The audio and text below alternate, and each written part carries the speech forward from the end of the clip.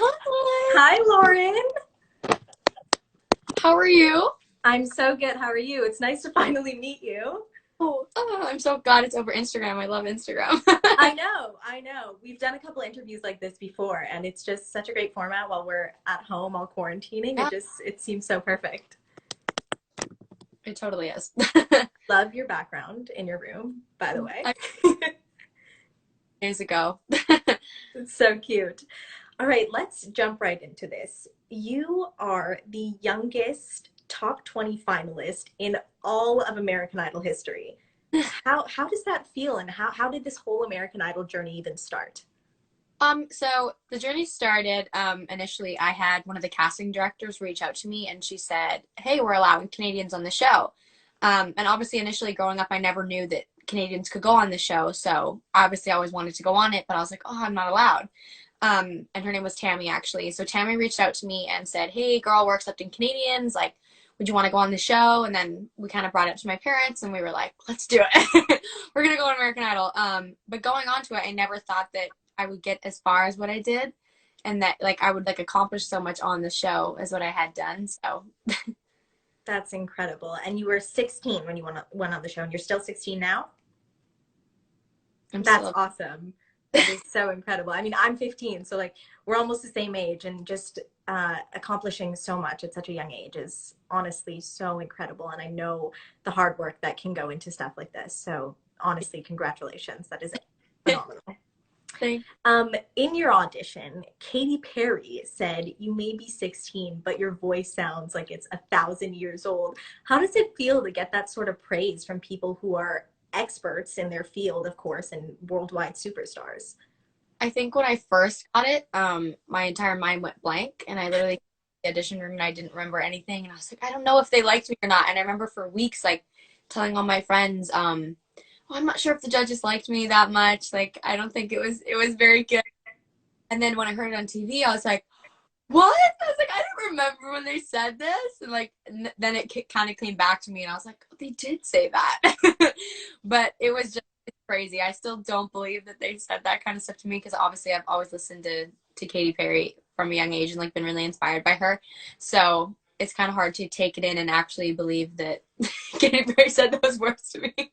Yeah, that's true. I mean, she's had such an influence on our generation, especially. So hearing that come out of her mouth was probably incredible. Yeah, it was.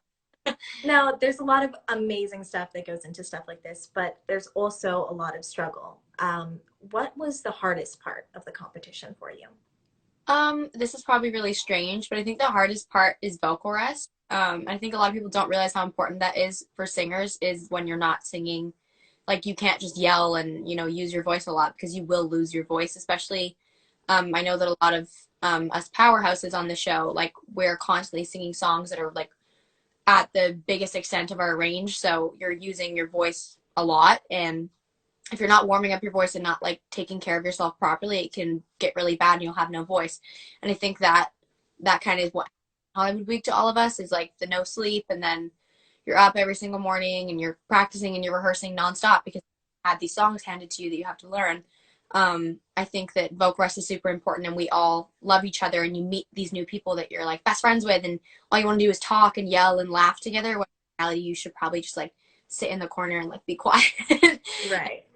And that happened for me in Hawaii. I like completely lost my voice before the show and I don't know how I performed in Hawaii and how that came out of my mouth because like I wasn't even didn't even have a voice when I was talking, yet alone singing. So I don't know how they came out. It was magic, I swear.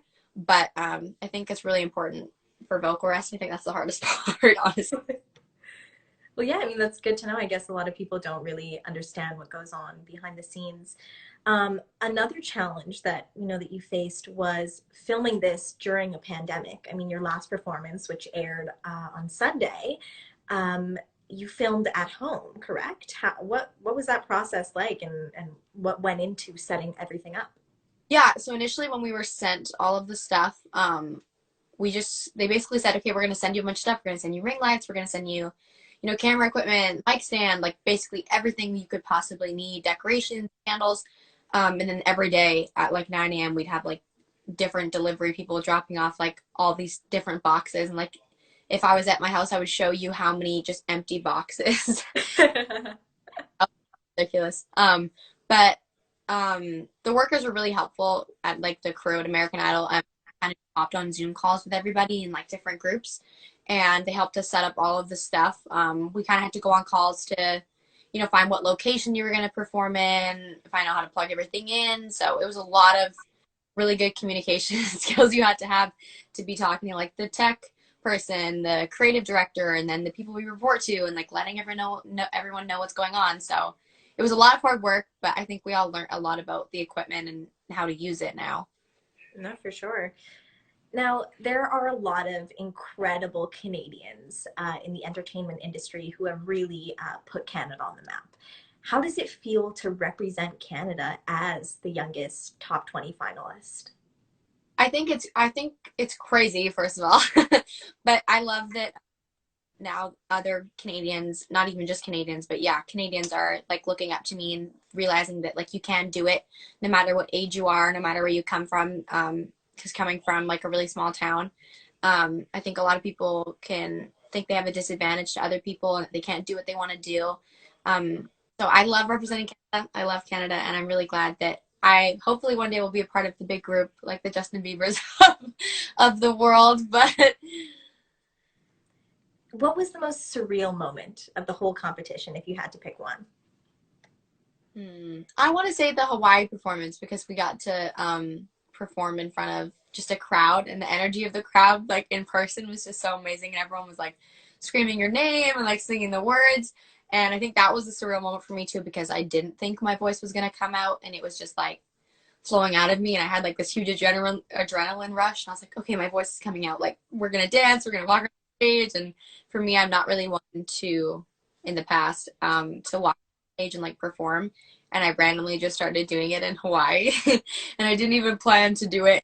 Like, it just came out of me, and I started like prancing around the stage and being a diva. So I think that was the most surreal moment for me. That's so special. I mean, on camera, it looked like you were having an amazing time as well as the audience, and the energy was just so vibrant. It looked amazing.